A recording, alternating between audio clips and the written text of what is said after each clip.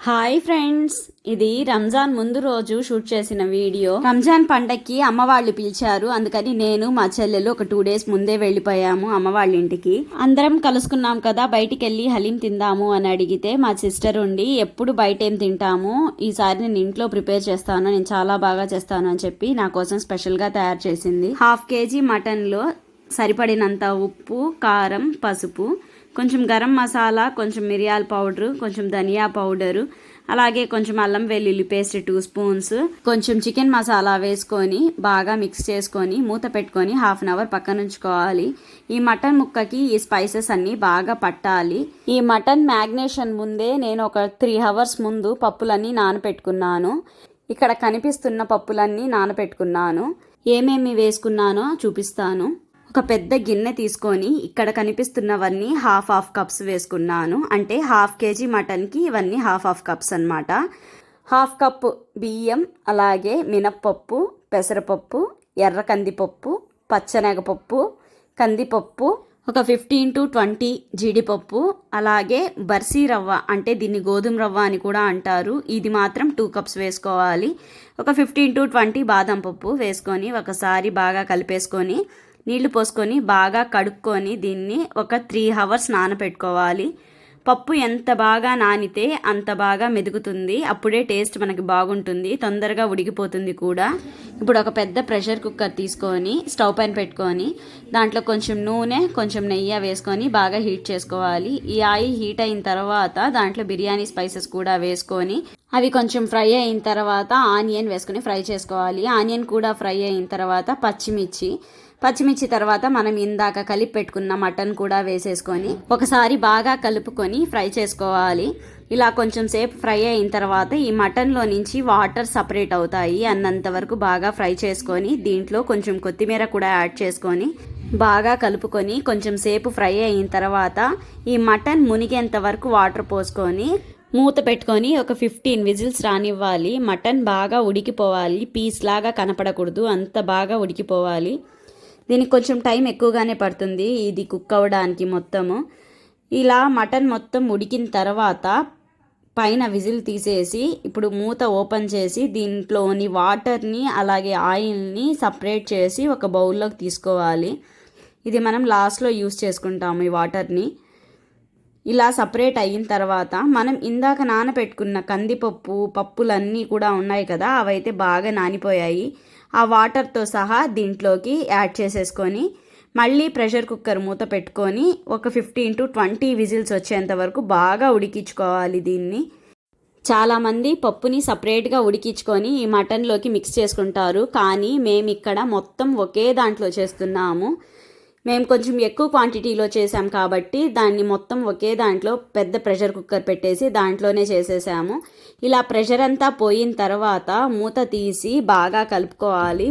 ముక్కలాగా కనపడకుండా మెత్తగా కాసేపు స్టవ్ పైనే మీడియం టు లో ఫ్లేమ్ పెట్టుకొని బాగా కలుపుకుంటూ కొంచెం సేపు ఉడికిన తరువాత పప్పు గుత్తి యూస్ చేసి దాంతో మెదుపుతూ ఉన్నట్టు స్టవ్ పైనే పెట్టుకొని ఇలా మీడియం టు లో ఫ్లేమ్లో మంటని అడ్జస్ట్ చేసుకొని పప్పు గుత్తితో ఇలా బాగా మెదుపుకోవాలి.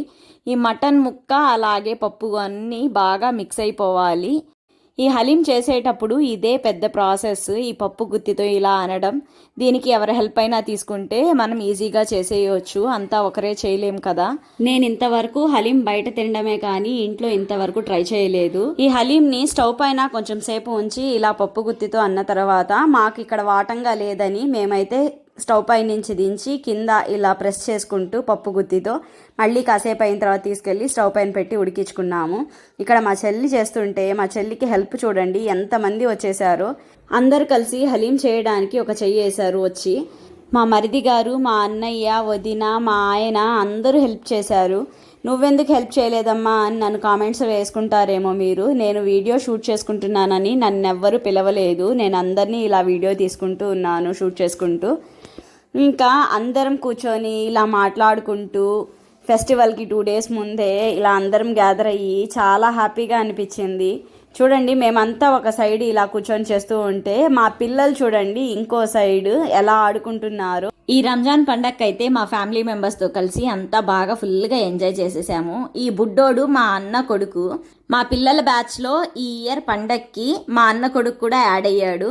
అందరూ కలిసి ఆడుకుంటున్నారు వాడితో. ఇంకా అందరూ కలిసి ముచ్చట్లు చెప్పుకుంటూ నవ్వుకుంటూ ఇంకా ఫైనల్గా మన హలీం అయితే రెడీ అయిపోయింది. ఇలా చూడండి, ఫైనల్గా ఇలా చేసి కన్సిస్టెన్సీ అనేది ఇలా రావాలి. మనం పప్పు గుత్తి పట్టుకొని పైకి లేపితే కొంచెం జిగురుగా ఉన్నట్టు రావాలి.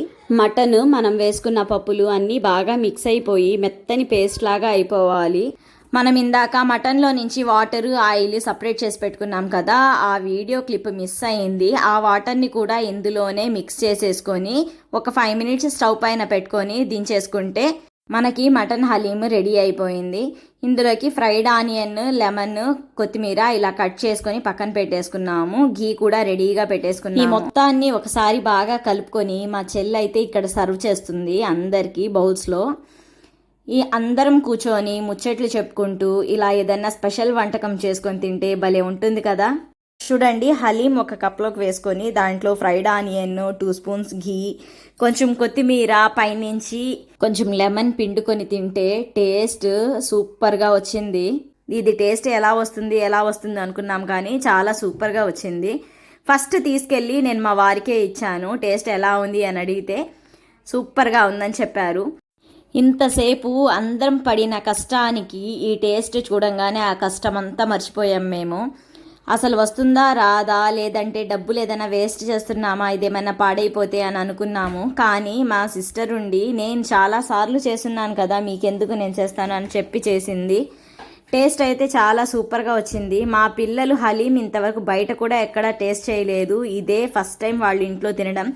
కానీ సూపర్గా ఉందని చెప్పారు. మా పిల్లలకి బాగా నచ్చింది.